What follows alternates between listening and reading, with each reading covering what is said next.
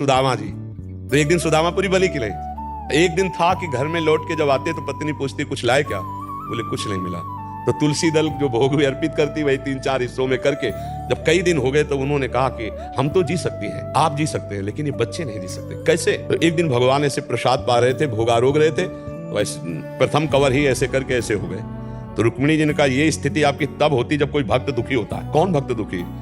तो उनका मेरे एक मित्र हैं बचपन के सुदामा जी, कई दिन हो गए आज उनके घर में भोजन नहीं। बोले प्रभु आपका मित्र भोजन नहीं, आप इशारा करो त्रिभुवन की राज्य लक्ष्मी।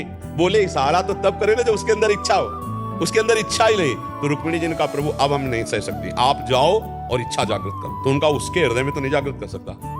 सुदामा इतना निष्काम भक्त है उसके हृदय में इच्छा जागृत नहीं कर सकता, उनकी पत्नी के हृदय में इच्छा जागृत कर सकता हो। तो भगवान एक भिक्षुक के रूप में गए, कहा भिक्षाम दे। अतिथि धर्म का ज्ञान रखने वाली सुदामा जी की पत्नी निकली और उन्होंने कहा कि मैं आपको भिक्षा नहीं दे सकती,